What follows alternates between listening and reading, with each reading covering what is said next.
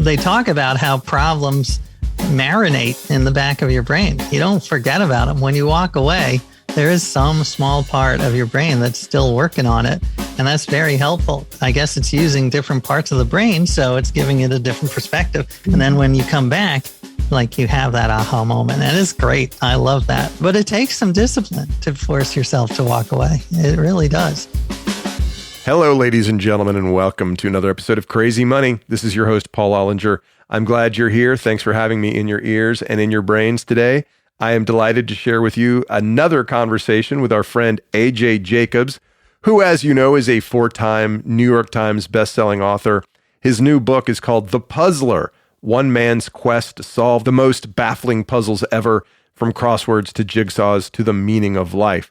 Now, loyal listener, you might be thinking, well, Paul, what do puzzles have to do with Crazy Money? Well, money is a puzzle, first of all. But of course, what we really talk about on Crazy Money is life and how to live the best life we can, what role money plays therein, and how do we navigate the complications of families, careers, health, mindfulness, all those good things. All of these could be seen as puzzles. All these things that relationships, jobs, careers, all these things can be seen as puzzles that we have to navigate as human beings. And AJ dives deep into more literal puzzles like crosswords, jigsaws, Ken, Sudoku, if I said that right, and uses the rules of those games, if I can call them games, to try to take away lessons that we might be able to apply to our everyday lives. So we talk about these things. We talk about crosswords, jigsaws, why the V in Atlanta's Verrazanos pizza logo uses the cubed root symbol, how AJ felt about being a clue in the New York Times Saturday crossword puzzle, why creating order out of chaos makes our brains feel good, and along those lines, why I, Paul Ollinger, your host, finds loading the dishwasher to be enormously therapeutic, because in that moment, I get to create order out of chaos. We're going to go deep on that, and I'll even share one of my short comedy bits on the matter, and my wife loves that bit. Anyway, all this and more in this conversation with our friend, AJ Jacobs. AJ Jacobs, welcome back to Crazy Money. It is great to be back. Thank you, Paul. So last we met, well, actually the only time we've ever met, we've traded emails, but the only time we've ever met was in person in pre-COVID times in your flexible office space on the Upper West Side of Manhattan, 2019, I think. How have you been? How's life? Well, I no longer have that office space. I was going to say, I bet you didn't go there for a while. Nope. But yeah, other than that, I've been hanging in there. I've been doing this book, and I don't know about you, but I love researching books and I love talking about them with people like you, especially you, but I hate writing them. I just hate, it's the word. It's the pesky, you like the fun part of playing games and doing the research, but not actually putting pen to paper. Right. There is that. I mean, I know that my title is officially writer, so it's a little weird that I hate to write, but I think a lot of writers hate to write. Pretty prolific one at that, right? Well, thanks. I don't know if I look at people who are, my friend Stuart Gibbs, who's a children's writer, like every month there's a new one on Facebook, and it's comparison is the thief of joy, I've learned. I was about to pull that out on you. That's right. So I should not be comparing myself. I should be happy with what I have. So you've got this new book coming out. We're going to talk about it in depth, but what was it like writing a book during pandemic? Well, it was interesting. I started this book right before the pandemic, which is weird because the topic seems like it would have been inspired by the pandemic, because the topic is puzzles, and puzzles were huge. In the beginning of the pandemic, it was like jigsaw puzzles. You couldn't find them on the shelves. They were like hand sanitizer. Like they talked about the shops couldn't keep them in stock. And then there was this Wordle craze just a few months ago. But weirdly, my obsession predates COVID. My favorite part of writing, as I say, is research, and not just research, but going on adventures, like going to Spain and competing in the World Jigsaw Puzzle Tournament, or going to the headquarters of the CIA. So I was able to do that a little before COVID and also in between waves. So I was able to go on a bunch of adventures, but I probably would have preferred to go on more if not for COVID. Well, as I mentioned in the introduction, the name of the book is The Puzzler, One Man's Quest to Solve the Most Baffling Puzzles Ever, from crosswords to jigsaws to the meaning of life. Way to set the bar low, AJ. Thank you. I like to promise. Why do you love puzzles so much? Well, I've always loved puzzles ever since I was a kid. I would do crosswords. I would make pencil mazes. I would draw them myself on their living room floor, and they would take up the whole living room. And I realized it informed my worldview. I sort of see the world as a giant puzzle, and my other books could be framed as puzzles. I wrote a book called The Year of Living Biblically, which was about the puzzle of religion. I wrote a book called Thanks 1,000, which we talked about, which is about the puzzle of how to be grateful in a world where it's often hard to be grateful, at least because of the way we're wired. So I have always loved puzzles, and I think it's because curiosity. I mean, that is, gratitude and curiosity are my two favorite emotions, if that's what you call them, emotions or drives. And I've always been super curious, and that's the core, the essence of puzzles, curiosity. Okay, let's do desert island puzzles. You're stuck on a desert island. You get 3 types of puzzles to keep with you until your ship comes. What are those 3 puzzles for you? Well, that's interesting, because do I just get the one? Because if I have one puzzle that, I want one that's going to take like 3 months to solve. Right. Like this one at the CIA, which has taken over 32 years to solve, and still no one has solved it. So maybe I take that one. But as for the ones that really addict me and just get my dopamine going, I do love crosswords. It's my first true crush. And I'm also aware, I love lateral thinking puzzles, those sort of weird ones, like a guy is lying dead in a field with a unopened knapsack. What happened? Those I think are fun. And I like Wordle, but Spelling Bee is actually, I prefer Spelling Bee. I don't know if you've done that one. That's the New York Times weekly thing? Yeah, it's an anagram. It's like you've got to find words. It's like a sophisticated jumble. One of the reasons that I've refused to try Wordle is that I tend to get addicted to puzzles. Like I was in a Scrabble rabbit hole with my friend Rob Goldberg for months at a time, where I would go back and forth. And as I was playing, I'd think, how does this guy have time to be spending this much time with me playing Scrabble? And my buddy Ted Mico also. And I eventually had to just say, guys, I'm out. I can't control myself in this medium. Like if it was one move a day, for months, I think I could do it, but we'd just be going back and forth all day long. So that's why I've refused to try Wordle, and I kind of resist the temptation to go into the New York Times crossword puzzles because I'm afraid the same thing will happen. Well, my argument, one of my theses in the book, is that it's a great addiction. If you're going to have an addiction, it is a very good one, because I don't think it's a waste of time. I don't think it's a trivial pursuit. I think it is a really great way, not just to have fun while you're doing it, but to train your mind to be a better thinker, and even to be more compassionate and to be happy. Like there are all of these benefits that I think flow from puzzles. Granted, there may be some rationalization going on because I've spent thousands of hours on puzzles, but I've talked to lots of scientists and psychologists, and there is evidence that, this is good for you. This is not a waste of time. If your brain is a muscle, this has got to be going to the gym for your brain on a daily, multiple times a day basis, right? Absolutely. And I would even, to use the sort of the gym physical metaphor, I think it's also stretching.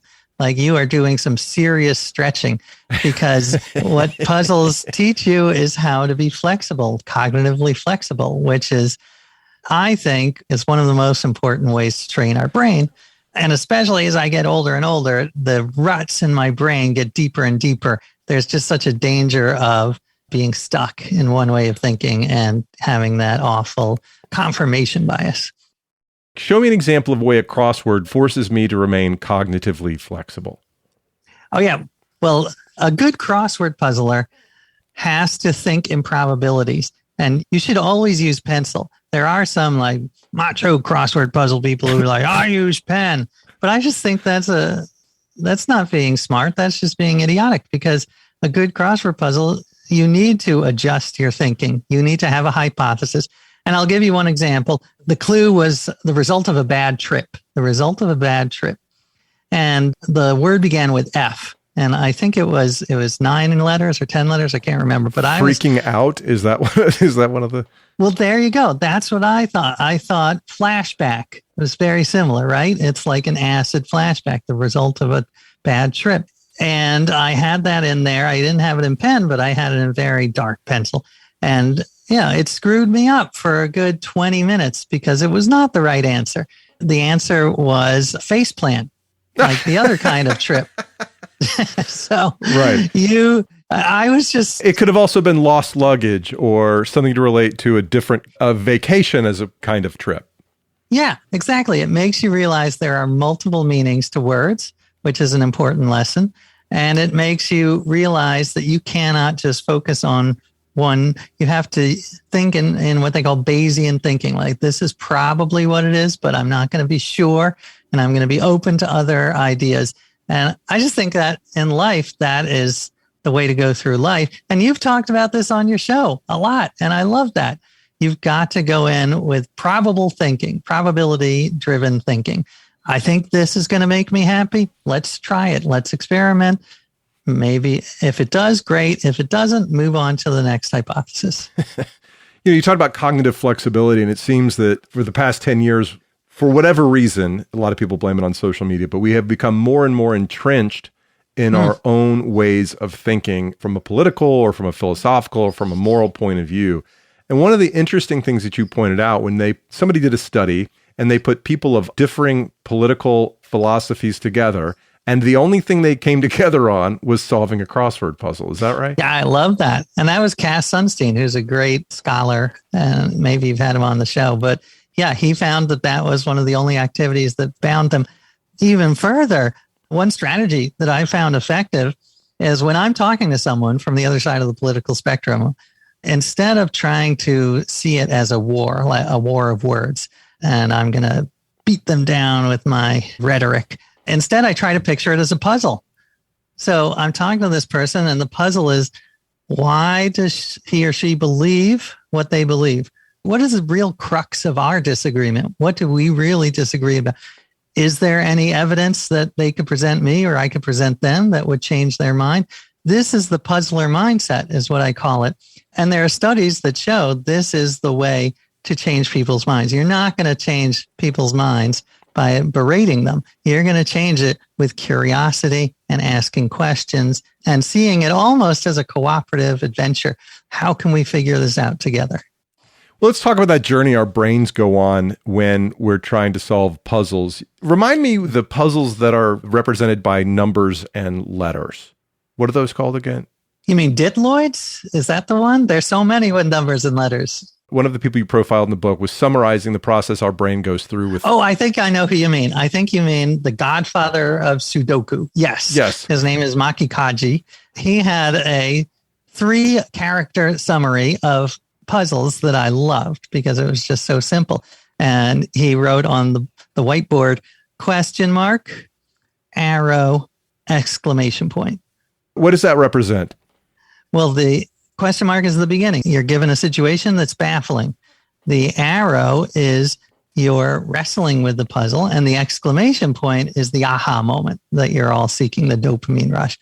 Now, there are a couple of things that I love about this. First, I don't think that it should be combined to puzzles. I mean, I think that is a lot of stories. That's sort of the narrative structure. You're given a situation, you struggle, resolution.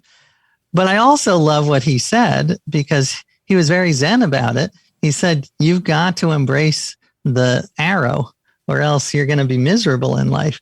You know, you've got to embrace the fun of trying to solve the puzzle, of the journey. And you've talked about this many times in the show, that you cannot be focused on the end point because the end point might disappoint. So you've got to embrace the struggle. So that was a big lesson I tried to impart in the book.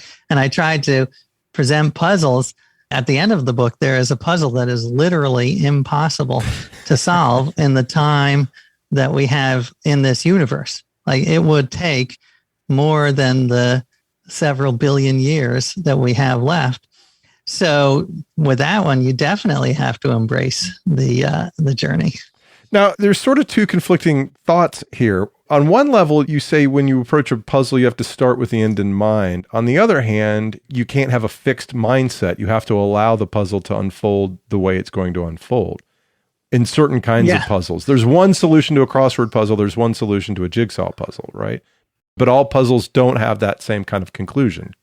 I love that you say that, because I think that I can encourage you to have more cognitive flexibility on this, because having the strategy of seeing the end point and then getting to it, that is one strategy. It's a great strategy, but it's just one strategy. And sometimes it doesn't work. It doesn't work for all types of situations. It doesn't work for all puzzles. So there are other types of strategies, and I'm sure you know them because they're not just for puzzles, they're for life. Break them down into small bits. Like that's a great strategy for what are called Fermi puzzles or Fermi problems. Sorry, what does that mean? Fermi, what does that mean? Well, those are the puzzles. Maybe they even gave it to you when you did your Facebook interview, their job interview. They're like, how many plumbers are there in Chicago? How many piano tuners are there in New York? That kind of puzzle. And the way to solve those is you don't just make a wild guess. You break it down into as many small parts as you can. So you say, how many households are there in Chicago? How many of those households have pianos? How often does a piano need to be tuned? And then you figure out a number for each of these, and your answer is still going to be off, but it's going to be much, much closer than just a wild guess. And what they're really trying to figure out in those interviews, case interviews is what they call them in business school, when you go in and interview at McKinsey or whatever. My McKinsey interview lasted 5 minutes because they realized I didn't know how to do this. But they're trying to figure out how you think more than they're trying to figure out if you are going to get to the right answer. Right. And breaking down is an excellent way to think. But again, that's just one strategy, just like seeing the end point and working to the end. That's just one strategy. So I think that good thinkers have multiple tools in their toolkit, multiple strategies that they can use.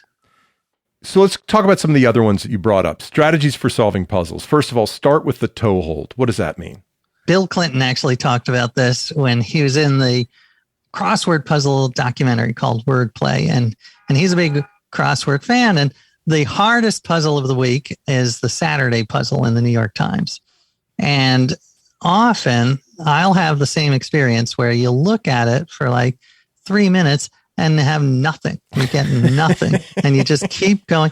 You have to keep going down and down and down the clues. And then finally, one will break and you'll be like, oh, Ben Hur. Okay, it's H-U-R. And then you can build out from there. So it's all about finding that toehold, getting that one purchase, and then building out from there. And he says it, and I agree. This is not just for crosswords. I think for any problem, I do it in writing. I always start my writing with the sort of the easiest, here's the most vivid anecdote that I know is going to work. I'm going to flesh that out, and then I'm going to build the outline out from there. Right. So this is the story, and maybe you need a way to get into the story, but this is the meat of the argument. Here are the points I want to make, and then you sort of move pieces around as the picture becomes clearer in your mind. And the way it becomes clear is by actually doing the work, right? Right. And that is another lesson I learned. I mean, as I mentioned, I hate writing, but I tried to reframe it. I tried to reframe it as a puzzle, right, and it was much more pleasant. And I feel that that's a nice life lesson. If you try to reframe some of the more frustrating parts of life, even loading the dishwasher. Oh, so I have this whole bit about loading the dishwasher. And when I see the dishwasher, it's a puzzle. It is absolutely, it's a fixed environment. And I have a certain amount of dishes that represent chaos in the sink. And as you said in the book multiple times, the great thing about puzzles is that you're creating order out of chaos. And right, with the dishwasher, that is the most perfect and daily reminder of our opportunity to create order out of chaos. And the way I do it is perfect. And the way my wife does it is just creating more chaos. I want a lesson from you. Well, I don't know. I'm sure that if as soon as I hold myself up as an expert, I will be reamed by the true experts in this field. It pleases me when I get all the dishes in there as neatly and as effectively as possible. And when I tell that joke on stage, I always see in the audience couples looking at each other, pointing the finger, saying, he's you, I'm his wife. So, I am your wife. Yes, I am your wife. I never imagined that after 10 years of marriage, our biggest fight wouldn't be about fidelity or finances. It would be about the fact that my wife loads the dishwasher like an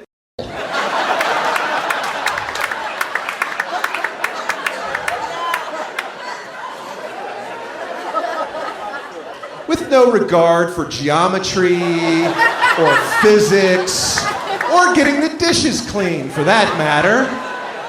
I look at the mess she's created, I'm like, honey, it goes big plate, little plate, little plate. But with you, it's like an Escher painting on peyote. Like a dish here, a bowl there, cutlery strewn across the top rack. I was like, honey, how far away were you from the dishwasher when you threw that in there? You were right next to it? Well, that's interesting. Does symmetry mean nothing to you? You must suck at Tetris, my God. Please tell me that's not a cutting board standing vertically on the bottom rack blocking the upper spray arm. Could you please tell me that? Yes, upper spray arm, that's what it's called. You would know if you gave a shit, but clearly you do not. I'm Paul Ollinger, thank you very much. All been on. You talk about loading the dishwasher and order out of chaos. Sometimes if I'm on a long call, I'll just open Tetris and start to play Tetris in the background. And I feel as if I'm getting something done because I'm creating neat lines out of these misshapen and random objects. What's going on in my head that soothes me? I think that is another benefit of puzzles. So that is sort of the meditative side of puzzles and puzzles like Tetris and Jigsaw puzzles. I mean, a lot of people told me the Jigsaw puzzles were just, they needed them.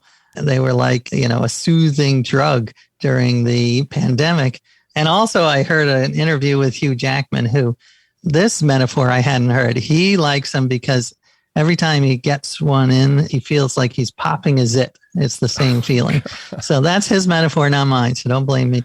But yeah, I think puzzles serve different purposes. And one of them is this wonderful, soothing, meditative feel. And I'm all for that. You need that sometimes. I'm bad at real meditating, but I find it relaxing to do puzzles.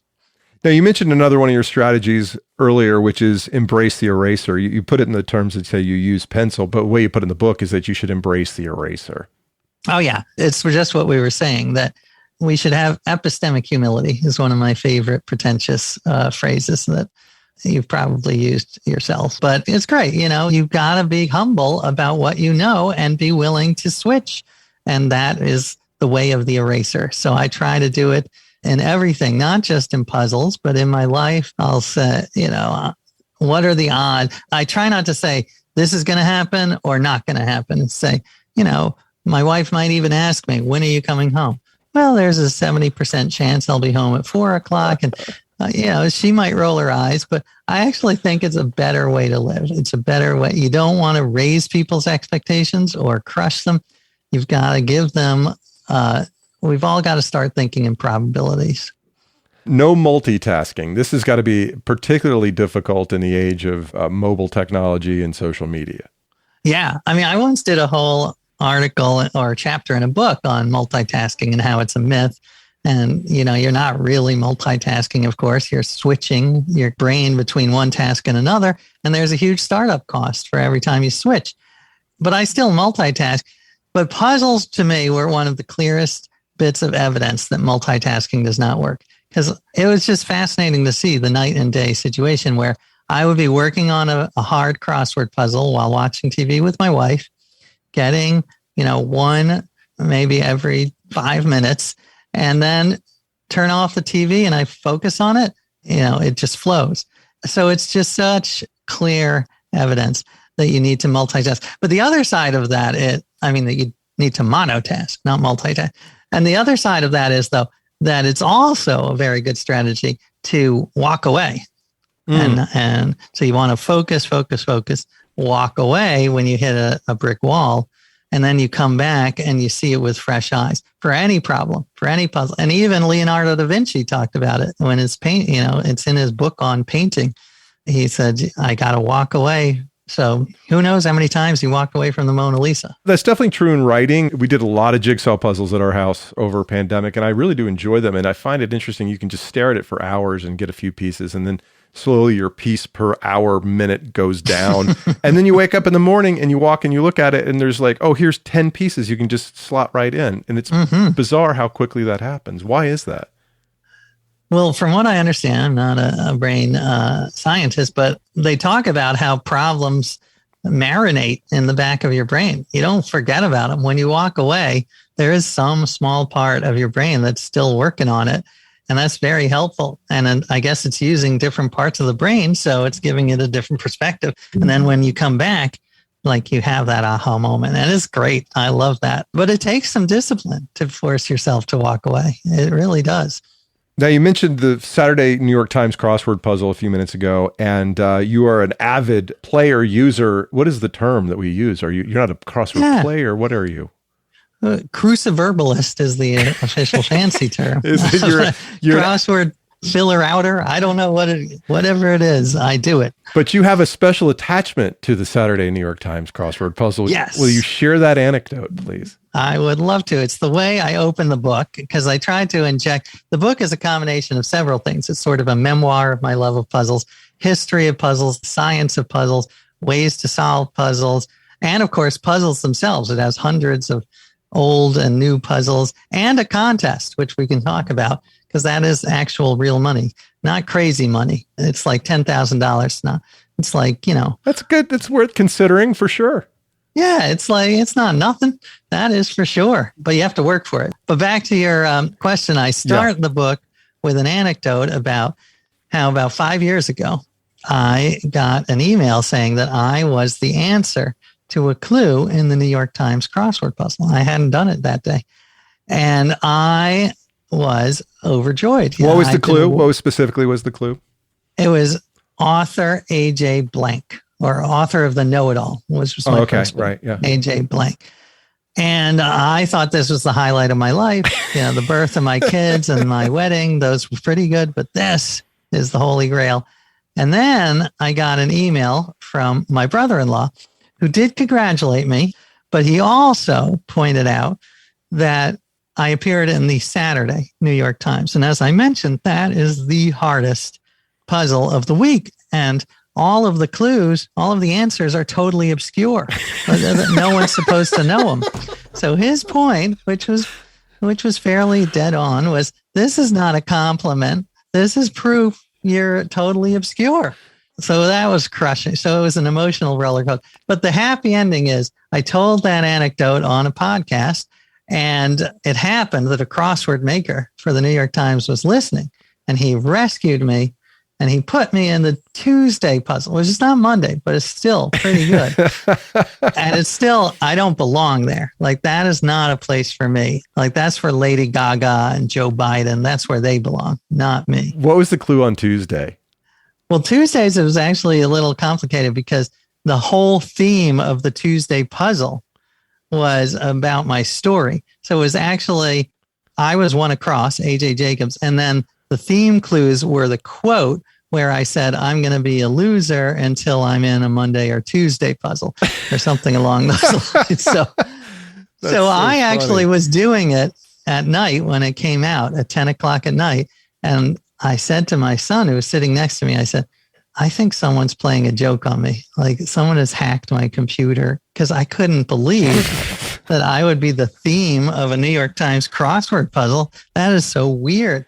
So it was really trippy. And I was so freaked out. I actually couldn't solve my own crossword puzzle. It took me like an hour, and it usually takes me, half that. I was intimidated listening to it. I was like, I got to go try the New York Times. I'm going to start with a Monday crossword puzzle, see how I do. Monday, yes, that's good. I mean, it takes a long time. I couldn't solve the Saturday for years.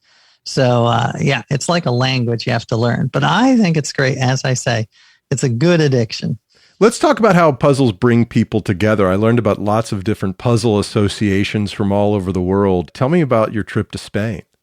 Oh, yeah. This was one of the highlights for me. There's chapters on all different types of puzzles. So I knew I had to do a jigsaw puzzle chapter, even though jigsaws have been traditionally my least favorite type of puzzle. I was snobby. I didn't think that they were, tricky enough. And I was totally wrong. I was disabused. There's some amazingly brilliant jigsaw puzzles. But when researching, I also ran across something called the World Jigsaw Puzzle Tournament. And I clicked on it and it listed all of these countries that were going, 40 countries like Mexico, New Zealand, Uganda, Poland, no USA. And I said, well, what's going on? So on a whim, I fill out the application, figuring this is the first step in a long process. And I get an email the next day saying, congratulations, you're Team USA. And so I recruited my reluctant family and we flew to Spain, totally unprepared, because these are people who spend hours a day for years, just like they are the LeBron Jameses of this. And we were, amateurs. And it was hilarious and delightful. And we totally embarrassed our country, coming in second to last. Who came in last? It was one of the hometown Spanish teams. So, we always have that. We're never last, but it was great. How old are your kids and how did you convince them that this was worth their time? That's a good question. They were very flexible. They had some cognitive flexibility and agree. They were, how flexible they were? When I asked them to join the team, they said, yes, but we're not going to wear it like a uniform. And then I went and I made T-shirts for Team USA Jigsaw and I made them wear it. So they were very nice to me. I mean, it was an adventure. We knew that we were going to get trounced, but to me, I just love seeing people who are so passionate about a topic, even if the topic is seemingly silly to others, and to see the level of skill. Because even something like jigsaws, you think, well, what really is the skill? There's tons of skill. You have to really almost have a meta strategy where you're bouncing between different strategies. So if you have something like an expansive blue sky, you should switch to shapes. They arrange them in shapes. So they have a line of blue pieces with one knob and 3 holes, and then 2 knobs and 2 holes, and so on. So it is fascinating to see whatever is the skill, you're going to find people who have sort of gamed it and found the best way to do it. Well, speaking of that, I want to move to our next game that you mentioned. Now, I'll introduce it by forcing you to share some insights into a pizza restaurant in Atlanta, Georgia. So on Peachtree Street in Midtown in Atlanta, Georgia, there's a pizzeria called Verrazanos. And the logo, the V in Verrazanos, is a V with a long line on top over Arizonos. And there's a 3 in the corner. You know how I think I'm smart? I was like, why does that guy have a cubed root? The symbol for a cubed root in the V of his name. And I've never stopped in there to get his pizza. And I learned where that comes from by consuming your new book. Tell me the story. I love that you know that. You're the first reader who has said that they know Verrazanos Pizza. And this is one of the great characters. There's so many great characters in the world of puzzles. He was one of the original Rubik's Cubers way back in like 1981 when it came out. He was on all the TV shows and as being one of the fastest. And back then, fast was 45 seconds, which is embarrassing now. Like now the record is 3.5 seconds. But anyway, he is a delight. He's very, outspoken. He's got a lot of opinions. But one thing I loved talking to him about was that he sees the Rubik's Cube as a real metaphor for life. Like he believes that most things you can crack if you just go through the proper algorithm, if you just have the right way of doing it. And so his second career, he opened a pizza restaurant, but he did it in a very Rubik's Cube way. He experimented with 800 different recipes, 50 different types of olive oil, 40 different types of tomato, and, leaving them out for 5 minutes versus 7 minutes.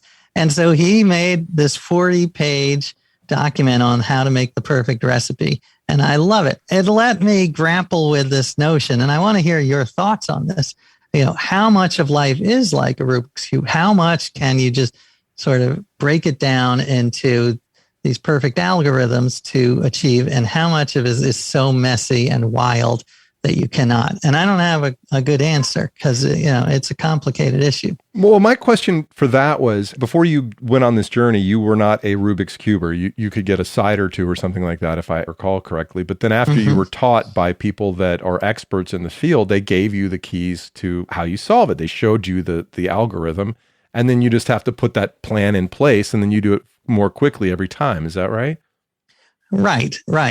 So does that decrease the joy and the pleasure of doing it just because you're running a game plan as opposed to not knowing what you're doing and trying to figure it out? Yeah, the older guys would say, yes, that this is not true Rubik's Cubing. True Rubik's Cubing was when you had to be the scientist and discover the algorithms yourself and not just memorize. I will say there is, however, when you get to the top level, you have to figure out which algorithm to use in which situation because there are 100,000 different ways to do it. So that does require some creative thinking and some problem solving that could be joyful. But yeah, for me, I'd love the order out of chaos. Like you all of a sudden you had a bunch of patchwork and now you have like these beautiful sides. But yeah, it's not, I wouldn't say that memorizing algorithms is my favorite type of puzzle. Is life just a set of algorithms that can be applied to every situation? I mean, maybe so. I mean, assuming this is all just, a video game we're stuck inside of, a simulation, right? But I mean, the closest I can come is golf, right? It's like there's certain things you do. That's the game I'm most obsessed with, right? And it has a physical element. It brings in the elements of wind and water and mud and air density or whatever. There's a certain number of things you can do that are within your control, and there's things you try to repeat over and over. But every circumstance is a little bit different, and you have to apply what you know to those circumstances and try to get the best. I mean, if your ball is lying on a decline as opposed to an incline, you approach the shot differently. So, Well, it's interesting. I talked to this guy who calls himself, what does he call himself? Something like Chief Tormentor, because he owns this jigsaw puzzle company that creates the most infuriating jigsaw puzzles. Like they'll have pieces from other puzzles in the box that don't even fit. But as a word you use very often in the book is diabolical. And that is. Yes, he was diabolical. And I asked him about puzzles in real life and he brought up golf. And he had an interesting point because he said that he totally re-engineered his golf swing because he just decided to get rid of all of his preconceived notions and try everything. And he ended up doing this swing that looks totally weird and his friends make fun of him, but he claims he kicks their ass. And it's a swing where you have very short backswing, like maybe you go up to your knees and then you hit it from there. But I guess the trade-off is you have more control. So that I thought was very interesting. It's like what's the name of the Fillsbury flop? The famous the high jumper guy, right, who totally re-engineered high jumping by just doing this method that no one had ever thought of, where you go on your back. Bryson DeChambeau is this pro golfer who plays a game based on physics more than he does on the love of the game, or maybe he does love the game, but he's very controversial because he's trying to break it down into launch angle and club head speed and everything. And to a lot of people, he's taking a lot of the joy out of the game. And it's working very well in certain circumstances and not so well in other circumstances. But it begs the question, well, what kind of game are you playing? Is he playing the same game everybody else is playing? And is that a good thing or a bad thing? I guess it begs the question, does it matter if you're playing the same game everybody else is playing? What that reminds me of is the common theme in your show, which is that you have to think about what is the purpose of why you're making money. And is money an intrinsically good thing? Does making money alone make you happy, or is it a means to an end? I side more with you that it is a means to an end, and that you've got to step back and think, about that end. And so I'm definitely, I feel that money alone, I'm very lucky that I have enough money, but I don't think that alone is sufficient for my happiness. I am very driven by experiences, like going to Spain. That was one of the most fun and rewarding experiences of my life. It was just so weird too. I love weird experiences, I think, is what gives me joy. And money, you do need some money for that, but you don't need, billions of dollars. I guess to go to space, you do. But there's so much to do that you can experience that doesn't require a lot of money that can still give joy. What's the difference between a maze and a labyrinth? Well, I am glad you asked. I did not know, but apparently there's a big one, and I got in trouble. I didn't know either. With the Labyrinth people for not knowing. Yeah. A maze is an actual puzzle, the one you're probably familiar with. You make a left or a right and you can get lost. A labyrinth is more like a spiral, and it dates back to ancient times. And you walk in, there's only one path, and then you walk out. And it's interesting, in the past 20 years, there's been a resurgence of Labyrinth fans who see it as a way to meditate by walking. And it's very relaxing. I mean, they'll talk about it like, it's like a transformative experience. It'll cure blindness. Literally. Some of them say it'll cure blindness. So I went to a Labyrinth gathering association and I walked labyrinths, and it was very relaxing and meditative. It didn't, blow my mind, but it was kind of nice. But the Labyrinth people, some of them just hate me. One guy said, God created the labyrinth to undo the damage that mazes have done to our psyche. So there's some animosity. But I also love mazes, and I spent some time doing the hardest corn maze in the world in Vermont, and it was just it's a blast.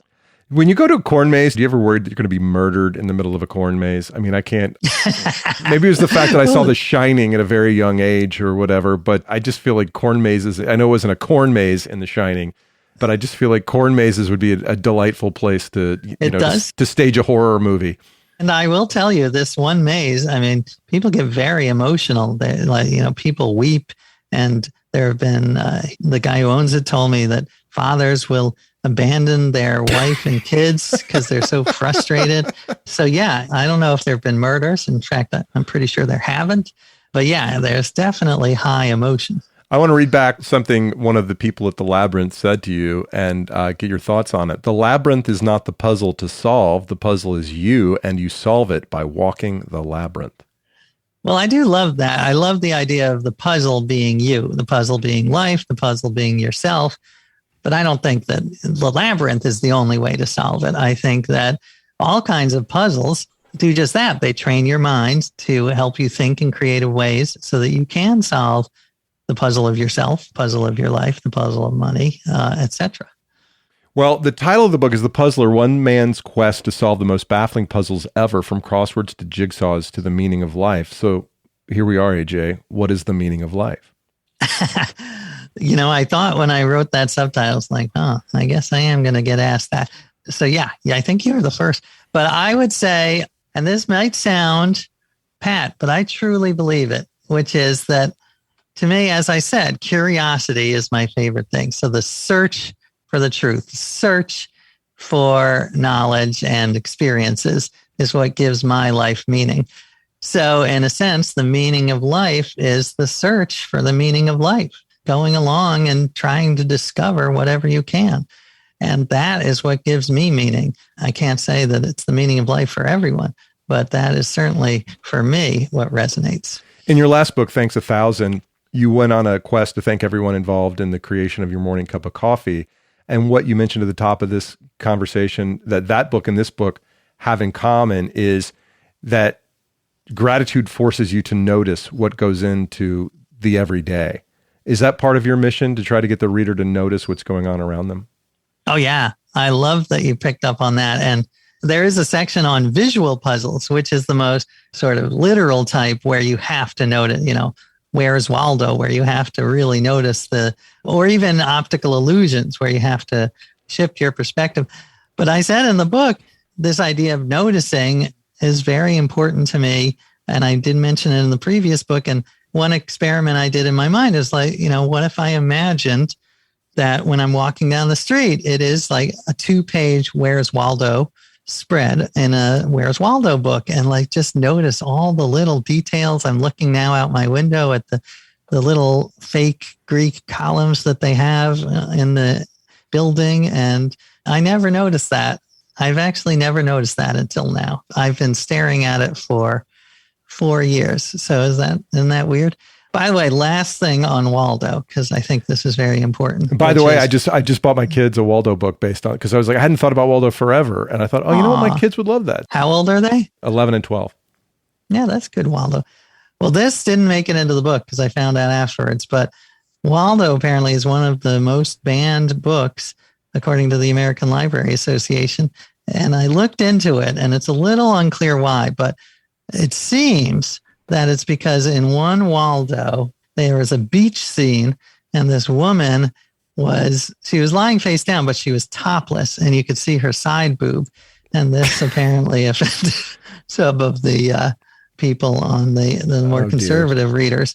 So Where's Waldo has been banned. So you're supporting banned books. I'm that much of a rebel. Well, AJ, it's always a pleasure to talk to you. Thank you for joining again. And thanks for all the work that went into this very enjoyable book, The Puzzler, One Man's Quest to Solve the Most Baffling Puzzles Ever, from crosswords to jigsaws to the meaning of life. Where can our listeners find out more about you?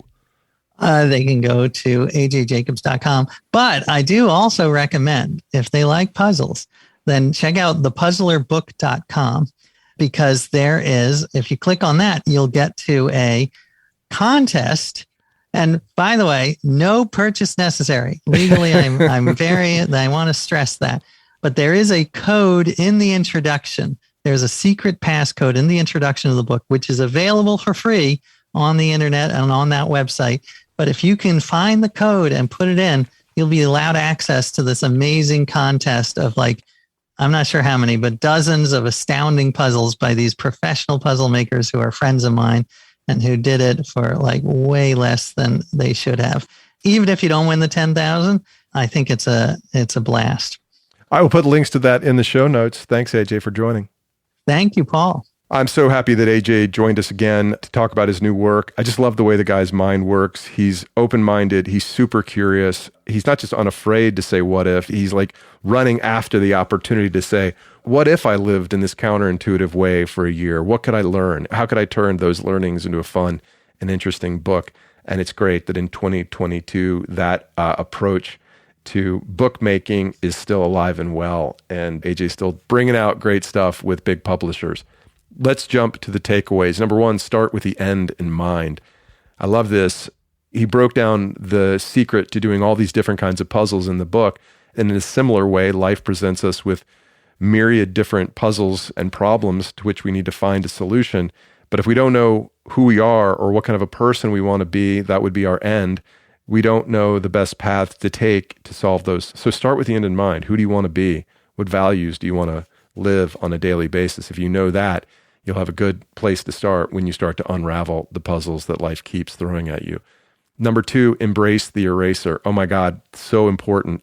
In this time, these contentious political times, it's really important to embrace some intellectual humility and try to understand the points of the other side or sides.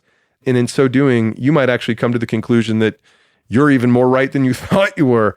But you could have a little bit more empathy for the other people in the world. I was thinking the other day, we shouldn't all strive to be friends. We don't have to be everybody's BFFs, but we should strive to be good neighbors to each other because it's in our own best interest. Because at some point, you're going to need that neighbor right back. So for the love of God, embrace the eraser and understand that you might feel right. You might even be right, but it's not necessarily the most important thing. Lastly, I love the observation that AJ made that puzzles force us to notice. We must be aware. We must keep our eyes open. And that if we want to be grateful in life, we have to have our eyes open as well, that we have to notice what's going on around us.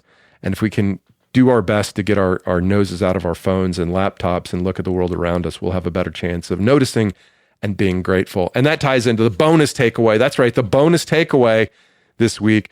I loved what he talked about, the fresh eyes, how important fresh eyes are for puzzles.